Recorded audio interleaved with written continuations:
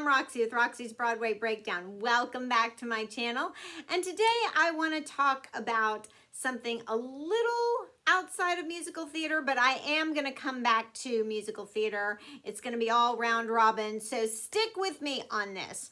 All right, so over the holidays, I watched Taylor Swift's 6-part docuseries on the making of her worldwide Eras tour that was such a phenomenon. I loved it. I loved every minute. I'm a huge Swifties fan.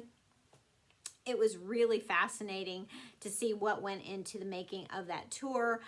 She had her hands on every single bit of that, from creating it, conceptualizing it, and it was just really fascinating. Go watch it. It's streaming on Disney+.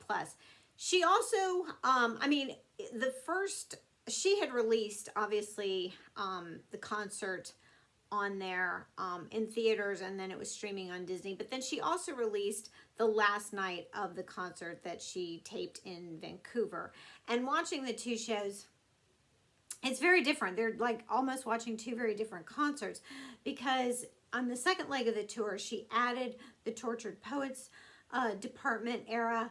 And so she had to like fit that in. She cut some songs, added others, like revamped the whole thing, changed costumes.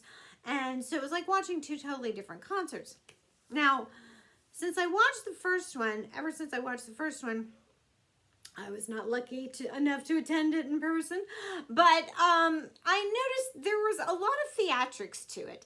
There was some musical theater bits to it, and whether she meant to or not, it was like overall a very theatrical performance, more than most pop concerts or rock concerts that I've seen or been to. And then she brought on Mandy Moore as a choreographer, who is known for things like So You Think You Can Dance and choreographing the movie La La Land, and I think Glee, Zoe's original playlist, which I loved, that TV show, or Extraordinary, sorry, Zoe's Extraordinary Playlist. And so especially that the number, well, I mean, I saw Easter eggs actually all the way through it, like little nods to musicals all the way through it, but especially like the number vigilante shit, which she does from the Midnights era. She's in the midnight blue, gorgeous, like leotard that's like all fringed and beaded, and the girls and her on the steps, and they're all going different levels. They're in cabaret chairs. I mean, it was just so almost spot on for Mein Herr from Cabaret. But that's what I say. There's like just all different parts of it. I just saw little like, oh, that's very reminiscent of this, and that's very reminiscent of that show. I loved it. So here's the thing. I've said this before in other videos. Broadway musicals are in danger of becoming dinosaurs. They are so incredibly expensive to produce. And I mean, I'm not the only one to say this. Producers, directors, composers, actors, the like, are saying that they're just kind of becoming a dying art because people just can't afford to go see them. And they really just don't have the staying power that they did. The concepts are just not what they used to be. People they're not getting the buzz, and they're not staying. They just don't have the longevity of like musicals in bygone eras. If you look at the 2025, 26 season, there's very few musicals even coming out. And the ones that came out in the fall have closed. The few that did, the big one that was supposed to generate all the buzz, Queen of Versailles, Stephen Schwartz's Versailles, closed already. There were a couple of revivals that got me reviews. A couple of revivals already closed. The ones for spring 2026, it's just, it's slim pickings, to say the least, okay? So here's the thing. If you looked at summer of 2025, Jesus Christ Superstar, there was 3 nights of a performance of Jesus Christ Superstar at the Hollywood Bowl, starring Cynthia Erivo and Adam Lambert. I know I'm going in a lot of different directions, but hang on. If you're still with me in this video, hang on. And it generated so so much buzz. It was everywhere on social media. I did a video of a review of it because everywhere you turn, people were like putting the performances out on social media. People loved it. It was phenomenal. And I think it's because it was a very fresh take on this classic. And Cynthia Erivo was phenomenal. She was Jesus. Adam Lambert was Judas. And Adam Lambert, who's a classic pop/rock star, this role was made for him, okay? And I think people just loved this blend of like theater and pop coming together in this very fresh revival of it, okay? And so much so people like all over the comments were saying, oh, I hope they are going to remount this. Is it coming to Broadway? Adam Lambert has since put out a video of him doing Heaven on Their Minds, recorded in a church. It's all over YouTube. Go watch it. But I think people are like thirsty for something fresh and something novel and something new for Broadway, not just the standard fare of like what keeps coming up. So here's where I'm getting to with Taylor Swift and her concert. Taylor Swift is one of those few once in a lifetime celebrities where she just won. She has a fan base like no other. And the girl can write songs like nobody I've ever seen.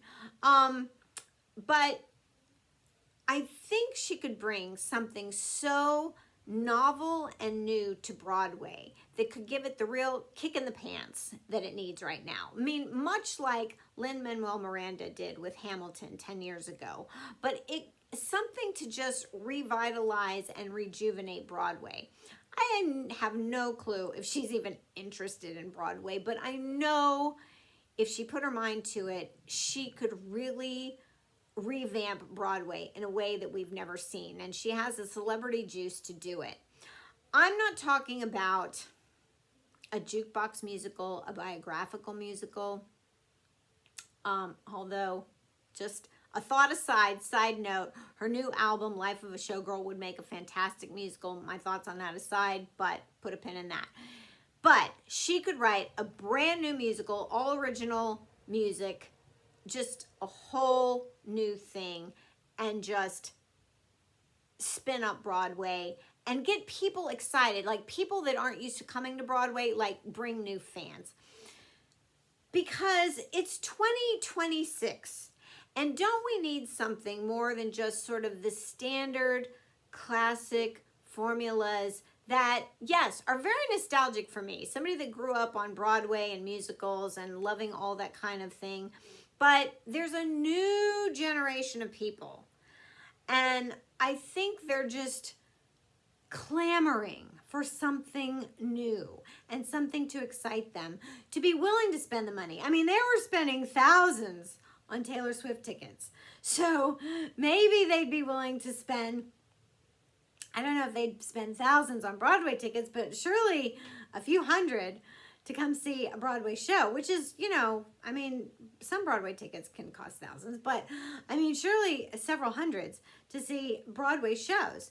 And that might solve the problem of like, the discrepancy and, producers recouping their money back. That might be part of the problem. But I'm just saying, yes, other pop stars have, done this. Alicia Keys' Hell's Kitchen, the show Hell's Kitchen, opened a couple of years ago. It's still going strong. Knock on wood, wish her luck. And yeah, Sarah Bareilles has come to Broadway with her show Waitress.